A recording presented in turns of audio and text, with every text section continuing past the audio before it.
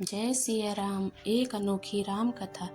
एक बार एक राजा ने गांव में राम कथा करवाई और कहा कि सभी ब्राह्मणों को राम कथा के लिए आमंत्रित किया जाए। राजा ने सबको राम कथा पढ़ने के लिए यथास्थान बिठा दिया। एक ब्राह्मण अंगूठा छाप था, उसको पढ़ना लिखना कुछ आता नहीं था। वो ब्राह्मण सबसे पीछे बैठ गया और सोचा कि जब पास वाला पन्ना पलटेगा तब मैं भी पलट दूंगा। काफी देर देखा कि पास बैठा व्यक्ति पन्ना नहीं पलट रहा है। उतने में राजा श्रद्धा पूर्वक सबको नमन करते चक्कर लगाते लगाते उस सज्जन के समीप आने लगे तो उसने एक ही रट लगा दी कि अब राजा पूछेगा तो क्या कहूँगा, अब राजा पूछेगा तो क्या कहूँगा। उस सज्जन की ये बात सुनकर पास में बैठा व्यक्ति भी रट लगाने लग गया कि तेरी गति सो मेरी गति, तेरी गति सो मेरी गति, मेरी गति सो तेरी गति, सो मेरी गति। उतने में तीसरा व्यक्ति बोला, ये पोल कब तक चलेगी, ये पोल कब तक चलेगी। चौथा बोला, जब तक चलता है चलने दे, जब तक चलता है चलने दे। वे चारों अपने सिर नीचे किए इस तरह की रट लगाए बैठे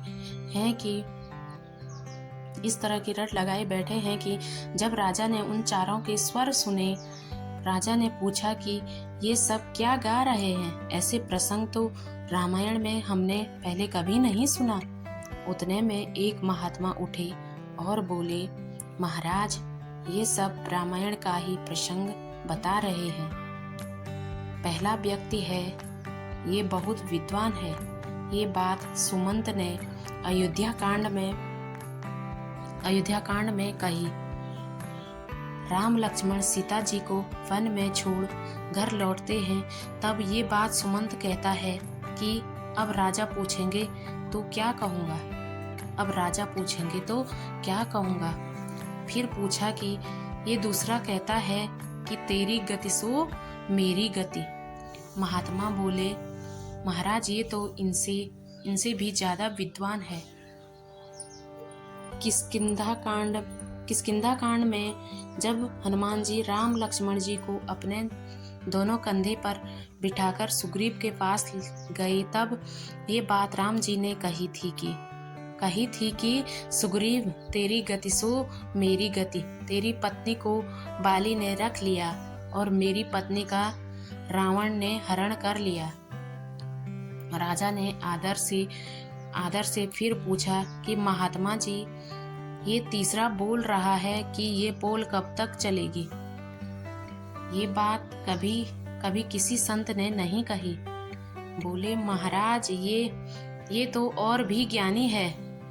लंका कांड में अंगद जी ने रावण की भरी सभा में अपना पैर जमाया, तब ये प्रसंग मेघनाद ने अपने पिता रावण से किया कि पिताश्री, ये पोल कब तक चलेगी, ये पोल कब तक चलेगी। पहले एक वानर आया और वो हमारी लंका जलाकर चला गया, और अब ये कहता है कि मेरे पैर को कोई यहाँ से हटा दे तो भगवान श्री राम बिना युद्ध किए वापस लौट जाएंगे।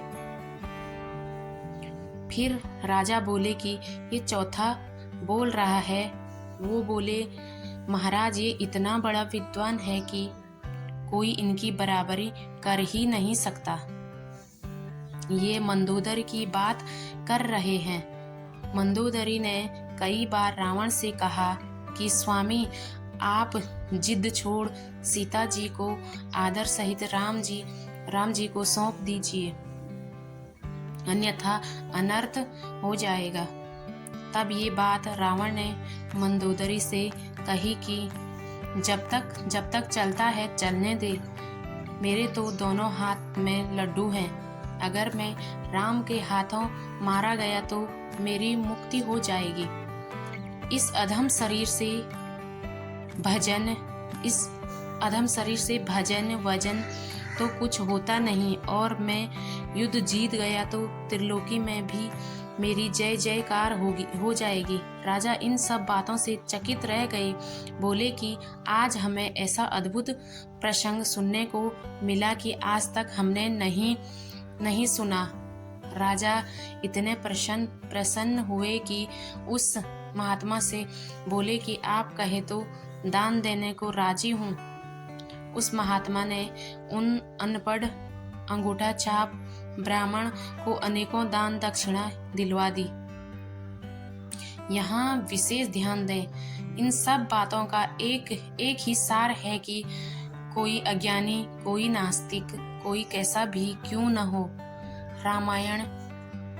रामायण भागवत जैसे महान ग्रंथों को श्रद्धा पूर्वक छूने मात्र से ही सब संकटों से मुक्त हो जाते हैं और भगवान का सच्चा प्रेमी हो जाए उनकी तो बात ही क्या है। मत पूछिए कि वे कितने धनी हो जाते हैं। जय श्री राम, जय श्री राम, जय श्री राम। राधे कृष्णा।